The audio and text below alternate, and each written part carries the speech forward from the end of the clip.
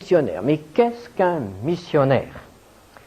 La dernière fois, nous avons vu que le missionnaire est un envoyé. Le missionnaire est un envoyé de Dieu. Et aujourd'hui, nous allons voir ensemble que le missionnaire est un messager. Parce que le Dieu qui l'envoie est un Dieu qui a quelque chose à dire. Un Dieu qui parle. Dans l'Épître aux Hébreux, au chapitre 1er, au verset 1er, nous lisons « Après avoir autrefois, à plusieurs reprises et de plusieurs manières parlé à nos pères par les prophètes, Dieu, dans ces derniers temps, nous a parlé par le Fils. » Nous ne réalisons pas aujourd'hui combien grande était la différence entre le Dieu des Hébreux, le Dieu de la Bible, et les dieux des autres peuples, ceux que nous connaissons par la mythologie. Les dieux des autres peuples étaient des dieux d'invention d'hommes. C'étaient des surhommes. C'étaient des hommes, des dieux qui menaient une existence d'hommes avec des moyens plus puissants, des passions plus fortes que celles des hommes. Il n'y avait pas une très grande différence entre les humains et les dieux. Et d'ailleurs, il y avait souvent dans la mythologie des échanges dieux-hommes. Mais les dieux vivaient leur vie, avaient une existence. Ils avaient femmes, ils avaient enfants. Ils avaient des problèmes, ils avaient des conflits. Mais ce n'étaient pas des dieux qui communiquaient quelque chose aux hommes. Ce n'étaient pas des dieux qui enseignaient, ce n'étaient pas des dieux qui parlaient. Le Dieu des Hébreux est le seul qui se soit manifesté en parlant, par un message. Quelle différence entre le Dieu de la Bible et tous les autres dieux que les hommes peuvent invoquer ou ont invoqués par le passé. Le Dieu de la Bible est un Dieu qui parle, c'est-à-dire un Dieu qui communique. La parole nous permet de communiquer les uns avec les autres. C'est un merveilleux don que celui de la parole. Nous pouvons nous dire beaucoup de choses, agréables et parfois moins agréables. Nous pouvons communiquer nos pensées, nous pouvons communiquer nos sentiments, nous pouvons transmettre nos connaissances, nous pouvons transmettre aussi, parler de nos craintes, de nos angoisses, par la parole. La parole est le moyen de communication par excellence. Et voici que notre Dieu a voulu communiquer avec les hommes. Il a parlé. Et la Bible est la parole de Dieu. Il y a eu des hommes qui ont écouté, qui ont reçu la parole de Dieu et qui l'ont écrite. Et nous avons aujourd'hui la parole de Dieu écrite. Nous savons ce que Dieu a dit, les ordres qu'il a donnés et l'enseignement qu'il a voulu donner aux hommes pour que les hommes sachent comment ils peuvent vivre en accord avec les lois du Créateur, et c'est-à-dire aussi en accord avec ce qu'ils sont. Il n'y a de parfait équilibre, il n'y a de parfait bonheur que pour celui qui sait vivre en harmonie avec les lois du Créateur. Donc Dieu a parlé. Et il n'a pas dit n'importe quoi. Il n'a pas parlé n'importe comment. Car nous découvrons dans la Bible que sa parole est puissance. Quand Dieu dit quelque chose, il se passe quelque chose. Aujourd'hui, il y a tant d'hommes qui parlent. On parle beaucoup, on entend beaucoup de discours et on peut lire beaucoup d'articles, on peut lire beaucoup de livres. mais il ne se passe pas grand-chose. On parle beaucoup et il ne se passe pas grand-chose. Lorsque Dieu parle, il se passe quelque chose. Ainsi, au début, il n'y avait rien et Dieu a parlé. Les cieux ont été créés, la terre a été créée. Tout ce que nous voyons, tout ce que nous pouvons toucher a été créé par la parole de Dieu. Dans l'Épître aux Hébreux, toujours au chapitre 11, verset 3, nous lisons « Le monde a été formé par la parole de Dieu », en sorte que ce qu'on voit n'a pas été fait de choses visibles. La parole de Dieu est créatrice. Quand il dit quelque chose, cela est, cela se crée. La parole de Dieu est une puissance. Dans le prophète Jérémie, la parole de Dieu est comparée à un feu, à un marteau. Jérémie 23, verset 29. « Ma parole n'est-elle pas comme un feu, dit l'Éternel, et comme un marteau qui brise le roc ?» La parole de Dieu qui peut brûler, la parole de Dieu qui peut briser. Oh, combien de cœurs durs, de cœurs rebelles ont fait l'expérience de cette puissance de la parole de Dieu. Ils ont entendu la parole de Dieu et tout à coup quelque chose s'est brisé en eux. Quelque chose s'est dégagé en eux. Et ils ont compris que c'était la parole de vérité. Ils ont ressenti l'effet de la parole de Dieu dans leur cœur. Et c'est pourquoi la parole de Dieu est efficace. Le prophète Ésaïe nous dit de la part du Seigneur dans Ésaïe 55, versets 10 et 11, c'est Dieu qui parle par la bouche de son prophète. « Ainsi en est-il de ma parole qui sort de ma bouche, elle ne retourne point à moi sans effet, sans avoir exécuté ma volonté et accompli mes desseins. » Et il a comparé la parole de Dieu à la pluie qui tombe, à la neige qui tombe sur la terre et qui arrose, qui féconde la terre, qui fait germer les plantes. La parole de Dieu est efficace. Lorsqu'il prononce une parole, il se passe quelque chose. Quelle espérance pour nous, quelle joie pour nous de savoir que lorsque Dieu fait une promesse, par exemple, mais il la tiendra.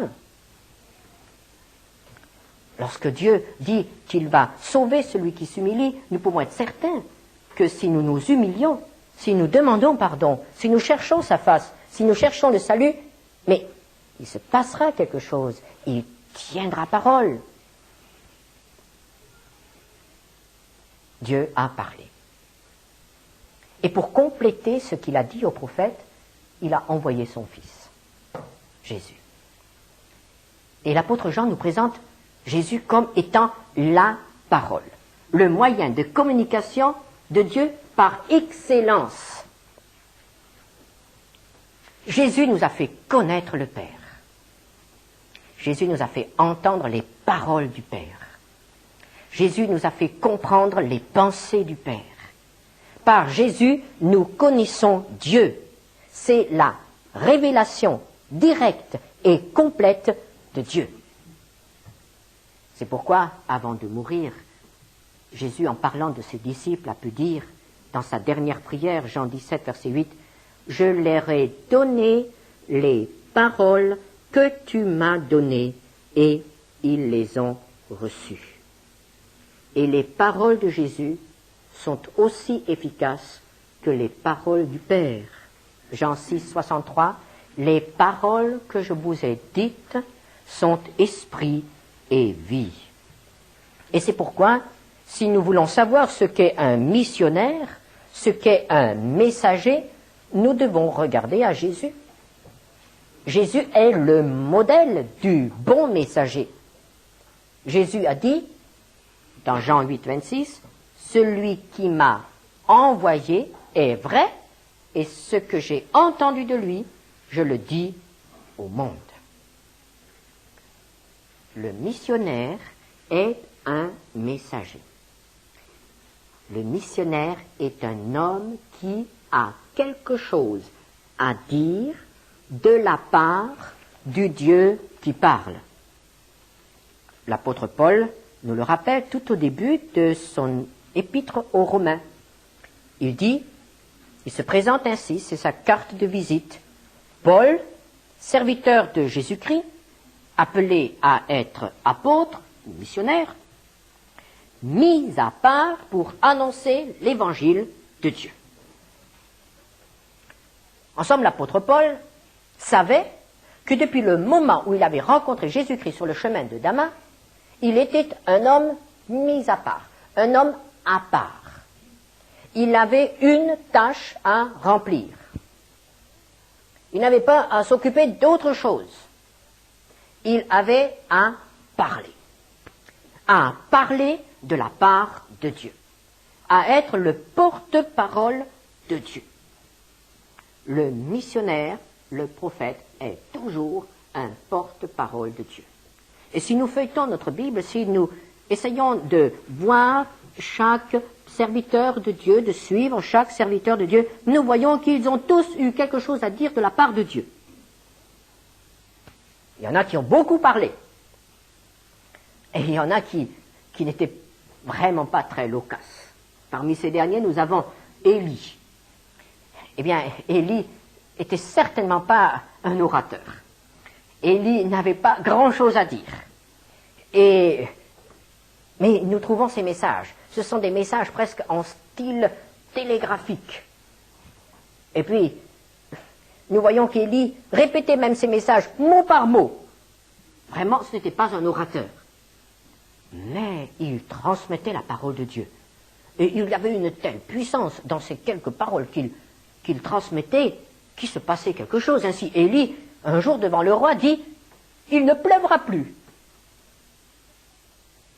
Et ce fut la sécheresse. Et ensuite, il a dit « Il va pleuvoir ». Et il a plu. Quelques mots, mais des mots qui avaient une puissance. Des mots qui faisaient quelque chose. Parce qu'ils étaient paroles de Dieu. Chaque fois qu'un homme a compris que Dieu l'appelait à le servir, il a compris qu'il était appelé à parler. Ainsi, Ésaïe, lorsqu'il a vu une représentation de la gloire de Dieu, lorsqu'il a répondu à la demande de Dieu, qui enverrai-je? Ésaïe a répondu, moi, envoie-moi. Et aussitôt, Dieu lui a dit, dans Ésaïe 6, verset 9, va et dis à ce peuple. Dieu ne lui a pas donné un programme social ou économique ou militaire ou politique à remplir. Dieu lui a dit, tu seras mon porte-parole. Ce que je te dirai, tu le diras aux hommes. Ou bien encore dans Ézéchiel 2, verset 4. Le prophète Ézéchiel entend Dieu lui dire, je t'envoie vers eux et tu leur diras. Ainsi parle le Seigneur l'Éternel. Alors ça causait parfois quelques problèmes, parce qu'il y avait des hommes qui n'aimaient pas parler. Il y a eu des hommes qui ne savaient pas parler, qui avaient des difficultés à parler. Alors, quand ils entendaient l'appel de Dieu, ils étaient effrayés. Comment? Mais je ne sais pas parler, et je dois être ton porte-parole. Ainsi Jérémie. Lorsque Dieu l'appelle, il répond au chapitre 1er, verset 6, « Voici, je ne sais point parler, car je suis un enfant. » Ou bien Moïse, le grand Moïse. Il semble qu'il avait un petit peu la langue embarrassée, c'est-à-dire qu'il bégayait peut-être un peu, on ne sait pas. En tout cas, Moïse avait quelques problèmes. Et il le dit au Seigneur, Exode 4, verset 10, « Je ne suis pas un homme qui ait la parole facile. » Et à ce moment-là, le Seigneur lui répond aussitôt, et il lui dit, « Va donc, je serai avec ta bouche, je t'enseignerai ce que tu auras à dire. » En somme, ce n'est pas l'homme qui doit parler. Le prophète parle de la part de Dieu. Il transmet aux hommes ce que Dieu lui dit. Et parfois, Dieu emploie une image pour bien faire comprendre à l'homme que c'est lui qui a la responsabilité du message qui doit être délivré. C'est ainsi que le prophète Ézéchiel, au moment où Dieu l'appelle, doit, symboliquement, avaler un livre, manger un rouleau. Ézéchiel 3, verset 1, Dieu lui dit, mange ce rouleau et va parle à la maison d'Israël.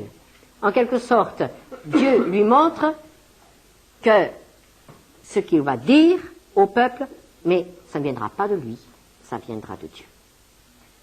Avale ce livre et ensuite ouvre la bouche et parle. Dis ce que j'ai à dire à la maison d'Israël. Et pour le Nouveau Testament, pour les apôtres, pour les prophètes de l'Église, il en va de même. Jésus a dit à ses disciples, chapitre 14 de l'Évangile de Jean, verset 26, « Le Saint-Esprit vous enseignera toutes choses et vous rappellera tout ce que je vous ai dit. » Ainsi, le missionnaire est un porte-parole de Dieu. Le missionnaire est un homme qui doit parler, est un homme qui a quelque chose à dire. Mais comment va-t-il le dire? Comment va-t-il le transmettre? Dans 1 Corinthiens 14, au verset 6, l'apôtre Paul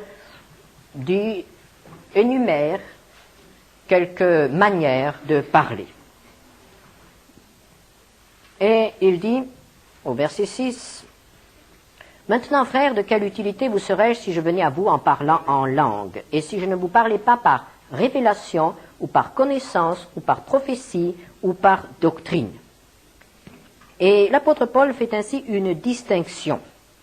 Et il dit que le porte-parole de Dieu peut parler soit par révélation, soit par connaissance, soit par prophétie, soit par doctrine. Alors qu'est-ce que cela veut dire?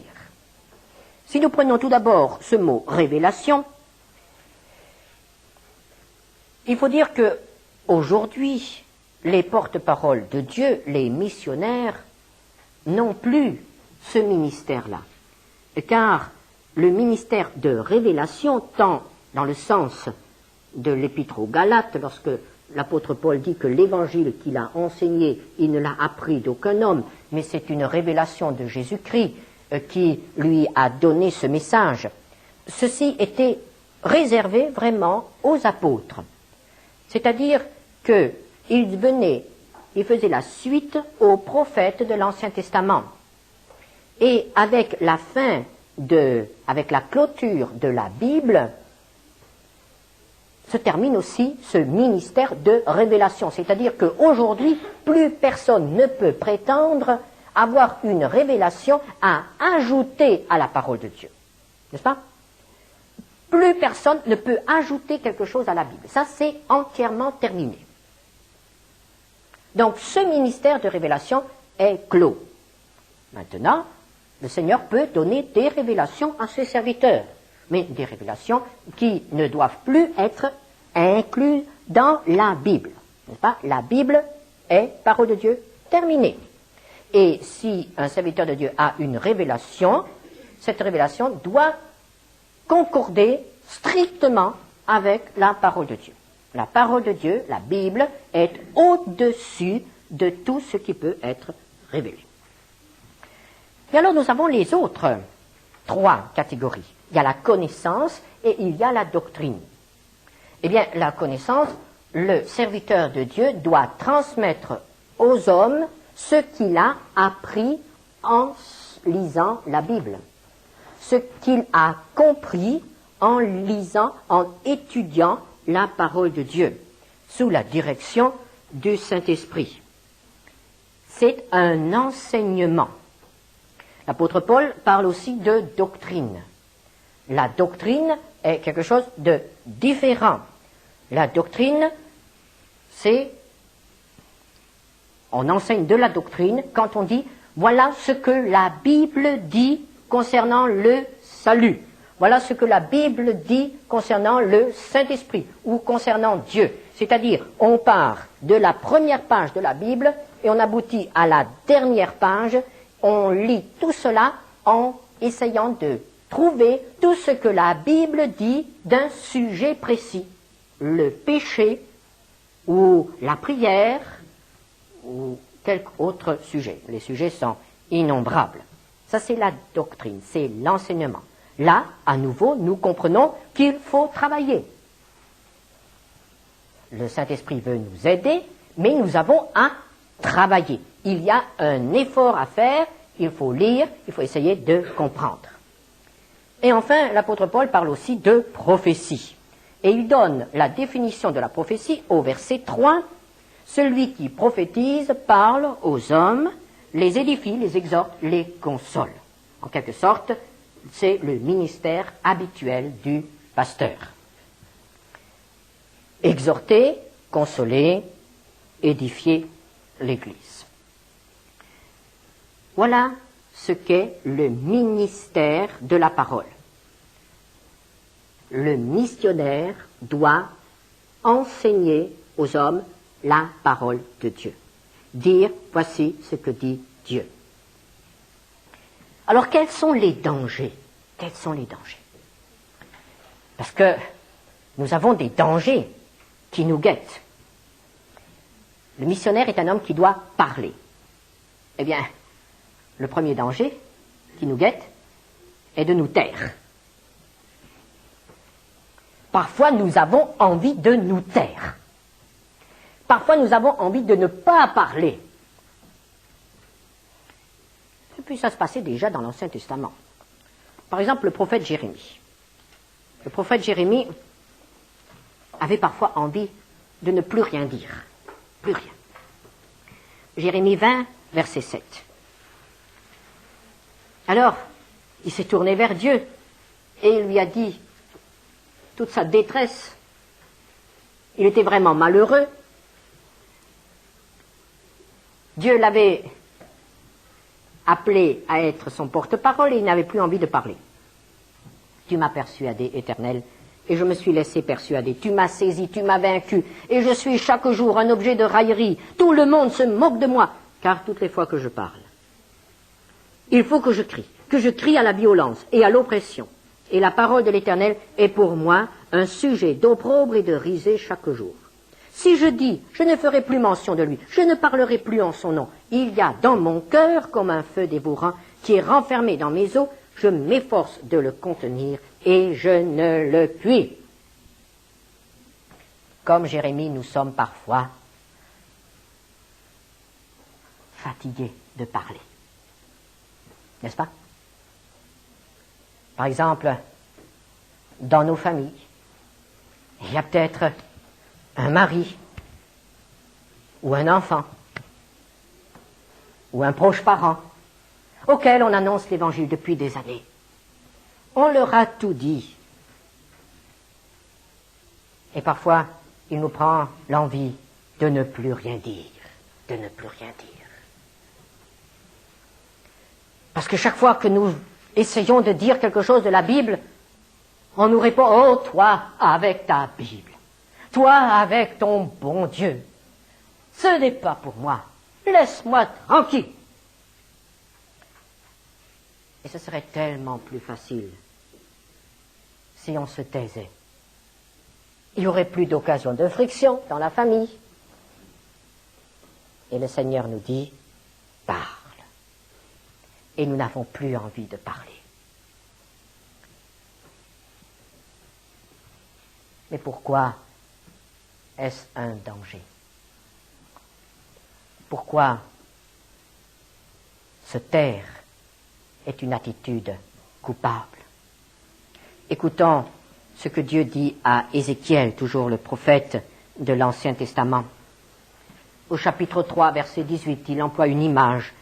Il emploie l'exemple de la sentinelle. Et il dit, toi, le prophète, tu es en réalité une sentinelle. Une sentinelle. Tu vois des choses, tu entends des choses, et tu dois le dire aux autres. Et dans ce long passage, je prendrai seulement le verset 18.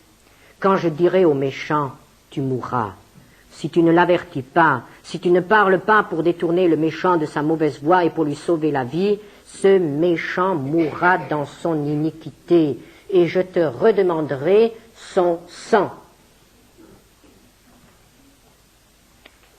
Pourquoi sommes-nous coupables lorsque nous nous taisons? Parce que nous savons que l'homme qui vit dans son péché, l'homme qui persévère dans sa révolte contre Dieu, est un homme condamné, est un homme perdu. La parole de Dieu ne nous laisse aucune illusion. Dieu, le créateur de toutes choses, est aussi un juge. Il est vrai qu'il est le Dieu d'amour, il est vrai qu'il nous a aimés au point de donner son Fils, cela est vrai. Mais si nous ne tenons pas compte de son amour, si nous repoussons sa main, si nous ne voulons rien savoir de son Fils qui est notre Sauveur, si nous disons non jusqu'à la fin, à ce moment-là, nous devons rencontrer non pas un Père, nous rencontrerons non pas un Dieu d'amour, mais nous rencontrerons un juge.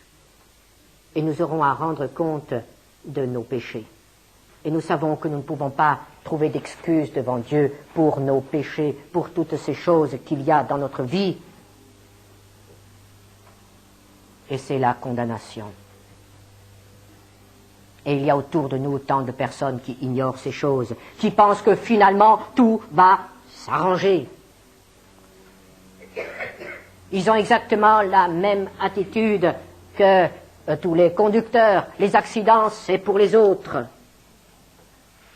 Tout le mal qui peut arriver dans ce monde, tous les ennuis, ça arrive aux autres. Moi, ça ne m'arrivera pas. Je m'en tirerai toujours.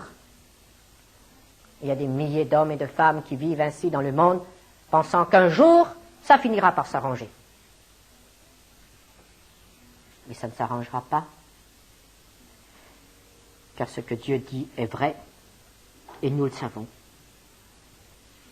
Et c'est parce que nous le savons que nous ne pouvons pas nous taire, même si cela nous fait perdre des amis, même si cela perturbe certaines relations familiales, nous devons le dire, même si on se moque de nous, même si on nous traite de retardés, même si on nous traite d'illuminés, nous savons quelque chose et nous devons le dire. Parce que nous ne pouvons pas dire aux autres que nous les aimons si nous leur cachons le danger qui les guette. Il faut le leur dire. Il faut absolument le leur dire. Parce que Dieu nous demandera des comptes si nous nous sommes tus. Et c'est pourquoi, lorsque nous prions pour nos missionnaires, il faut que nous prions pour qu'ils aient le courage de parler. Et ce n'est pas plus facile pour les missionnaires en Afrique, en Asie ou en Amérique de parler que pour nous. Ce n'est pas parce qu'ils ont le nom de missionnaires qu'ils parleront plus facilement que nous. Eux aussi peuvent être fatigués, eux aussi peuvent être découragés et avoir envie de se taire. Il faut que nous prions pour tous ceux qui ont la responsabilité d'annoncer la parole de Dieu, parce qu'ils peuvent être fatigués, ils peuvent être découragés. Et certains dimanches soirs, ils peuvent être devant le Seigneur en disant « Seigneur, mais à quoi bon? À quoi bon parler? Rien ne change, rien ne bouge, il ne se passe rien. Ils écoutent et ils continuent à vivre comme ils ont toujours vécu. Le ministère de parole est un ministère infructueux parfois, ou tout au moins on en a l'impression. On n'est là que pour parler et rien ne se fait. Il faut prier pour les messagers, pour qu'ils aient la persévérance, pour qu'ils continuent à parler, malgré et envers tout, que ça plaise ou que ça déplaise. Le premier danger qui guette le missionnaire est le découragement, est de se taire. Le deuxième danger est plus subtil. Il s'agit de mélanger la parole de Dieu et la parole d'homme. C'est-à-dire ce que Dieu nous dit dans la Bible et nos idées, nos opinions, nos interprétations. Dieu, en parlant à Jérémie, reproche à certains prophètes de mêler la paille au froment. Le froment, c'est la parole de Dieu. La paille, ce sont nos interprétations, ce sont nos idées. Et nous avons là un danger extrêmement subtil. Et il faut beaucoup de grâce pour l'éviter. Et nous ne sommes pas toujours certains de l'éviter. Nous partons de la parole de Dieu, et tout à coup nous dévions et nous apportons nos idées, nos opinions, nos sentiments. Et nous mélangeons parole de Dieu et parole d'homme.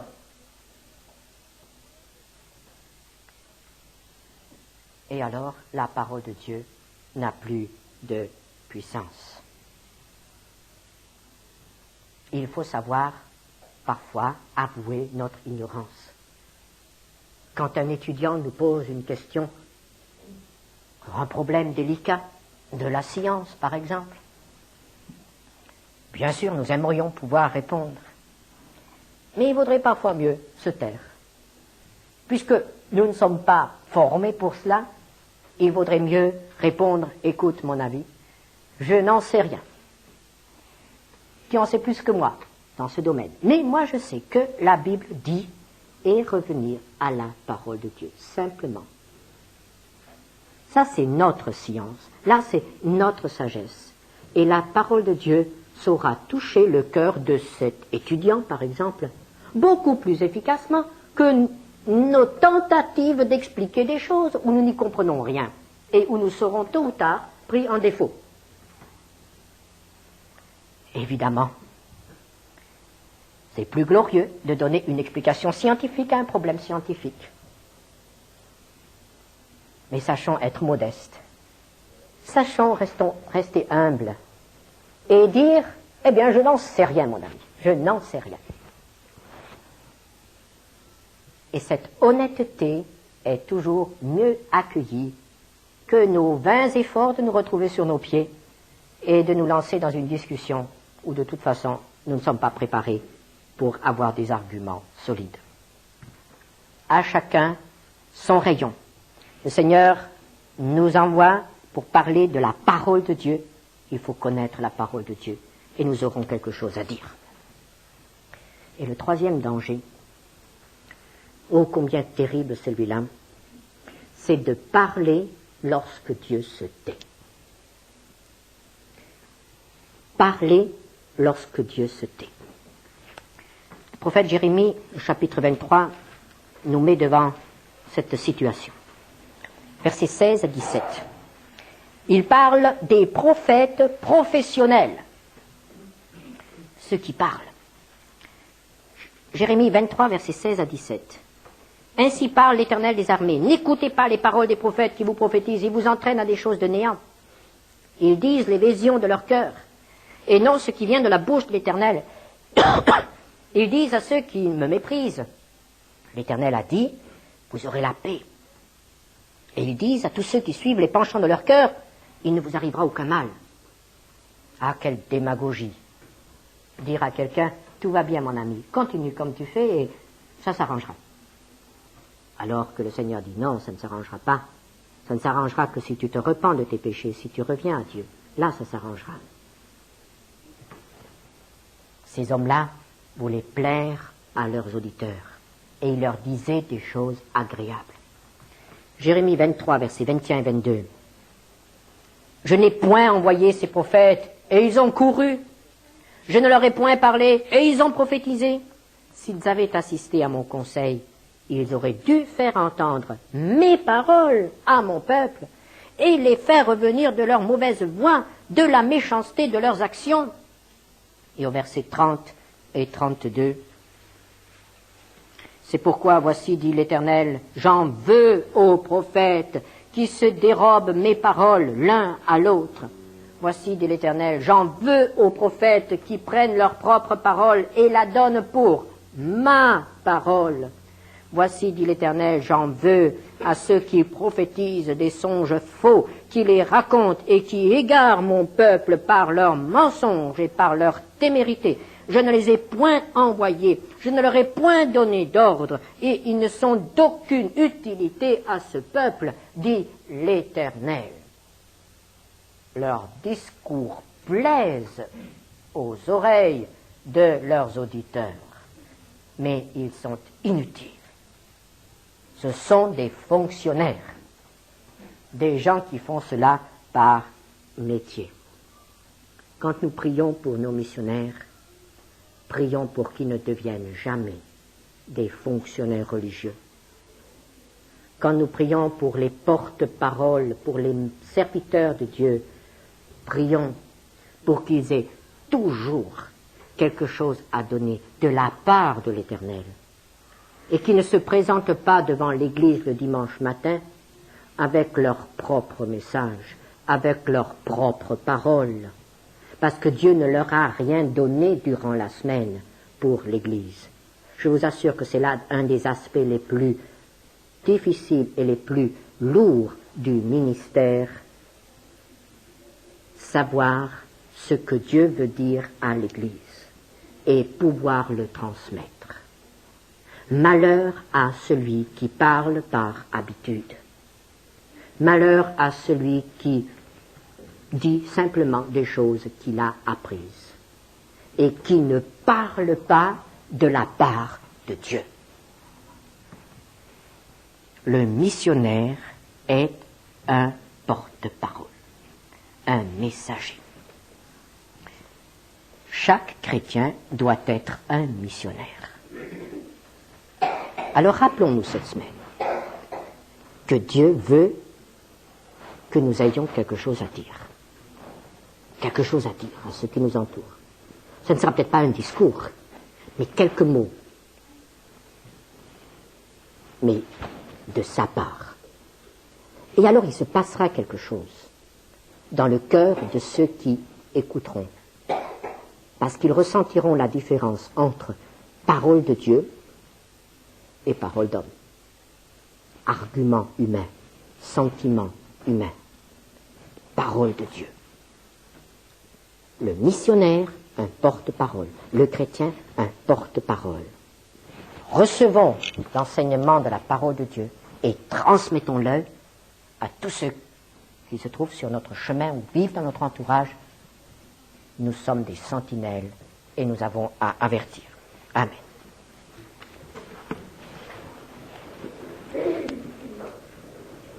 Nous devons, Seigneur, ce matin, tout d'abord te demander pardon. Il nous arrive de parler quand tu te tais. Il nous arrive de nous taire lorsque tu nous dis de parler. Il nous arrive de mélanger la paille au froment, d'arranger ta parole. Et nous t'en demandons pardon. Notre monde a besoin de ta parole. Et nous voulons être tes messagers. Et nous te prions pour nos missionnaires, pour tous ceux qui ont consacré leur vie à ton service. Nous te demandons de les aider à être fidèles.